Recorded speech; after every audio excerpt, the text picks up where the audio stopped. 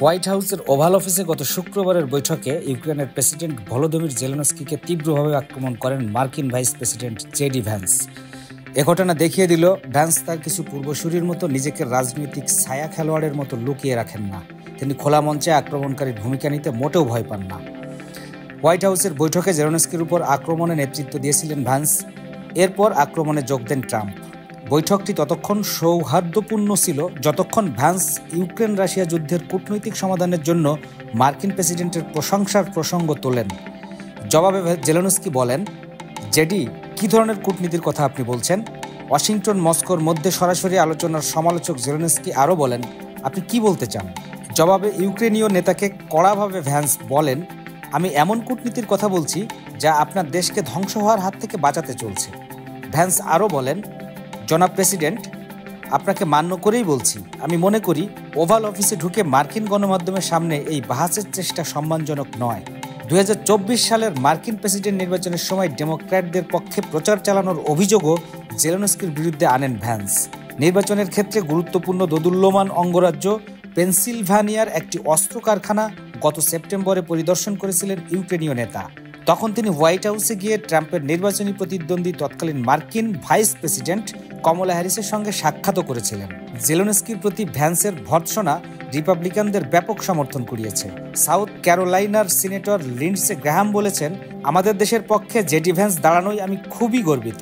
আলাবামার senator টমি টিউবারভিল জেলেনস্কির কথা বলতে গিয়ে তাকে ইউক্রেনীয় বেজি বলে উল্লেখ করেন।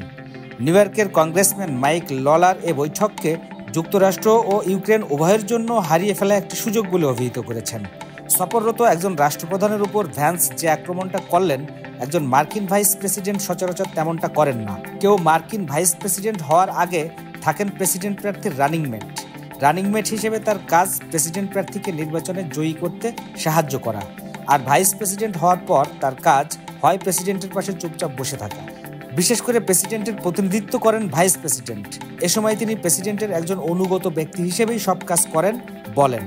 ট্রাম্পের প্রথম ভাইস প্রেসিডেন্ট ছিলেন মাইক পেন্স।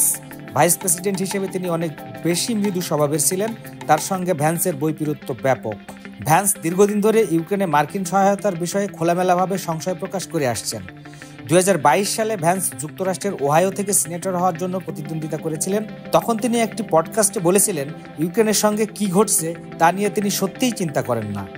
8 বছর আগে ট্রাম্পকে একজন হাদারাম বলে উপহাস করেছিলেন ভ্যান্স। পরে তিনি ট্রাম্পের মেক আমেরিকা গ্রেট অ্যাগেইন আন্দোলনের উত্তরাধিকারী হয়ে ওঠেন। রক্ষণশীল ভোটারদের মধ্যে ভ্যান্সের জনপ্রিয়তা আছে। তবে ট্রাম্প সম্প্রতি ফক্স নিউজকে দেওয়া এক সাক্ষাৎকারে বলেন, 2028 সালের মার্কিন প্রেসিডেন্ট নির্বাচনে রিপাবলিকান পার্টির হয়ে প্রতিদ্বন্দ্বিতা করার ক্ষেত্রে ভ্যান্স তার উত্তরসূরি হবেন কিনা তা এখনই বলা যাচ্ছে না। ট্রাম্পের এমন কথা সত্ত্বেও তার পক্ষে ভ্যান্স রাজনৈতিক ঝগড়াবাজের ভূমিকা পালন করছেন বলে মনে হচ্ছে। এমনকি ট্রাম্প প্রশাসনের শত্রুদের স্পষ্ট সমালোচনায় তিনি প্রেসিডেন্টের চেয়েও এগিয়ে যাচ্ছেন।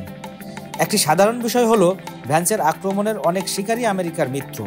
এই আক্রমণের সূত্রপাত হয়েছিল গত মাসে মিউনিক নিরাপত্তা সম্মেলনে। সেখানে তিনি ইউরোপীয় গণতন্ত্র সম্পর্কে অনেক ঝাল ছাড়েন। ভ্যান্সের ভূমিকা নিয়ে অনেকগুলো প্রশ্ন উঠেছে, যেমন হোয়াইট হাউসে জেলেনস্কির উপর ভ্যান্সের তীব্র আক্রমণ কি পূর্ব পরিকল্পিত ছিল? কূটনীতিকেরা তেমনটাই বিশ্বাস করেন। তবে হোয়াইট হাউসের একাধিক সূত্র মার্কিন সংবাদ মাধ্যমে বলেছে আক্রমণ পূর্ব পরিকল্পিত ছিল না। আরও যেসব প্রশ্ন ঘুরপাক খাচ্ছে তা হলো, ভ্যান্সের নতুন ভূমিকা কি ট্রাম্পের নির্দেশেই আবির্ভূত হচ্ছে? প্রেসিডেন্ট ট্রাম্পের বিরোধীদের শায়েস্তা করার কাজ ইলন মাস্কের সঙ্গে কি ভ্যান্স ভাগাভাগি করে নিচ্ছেন? নাকি ভ্যান্স স্বাধীনভাবে এই কাজ করছেন যা তাকে পরবর্তী মার্কিন প্রেসিডেন্ট নির্বাচনে প্রতিদ্বন্দ্বিতা করার ভিত্তি তৈরি করে দেবে? প্রশ্নগুলোর উত্তর যাই হোক না কেন, ট্রাম্প প্রশাসনের 2 নম্বর ব্যক্তির চেয়ে বেশি কিছু হয়ে উঠছেন ভ্যান্স।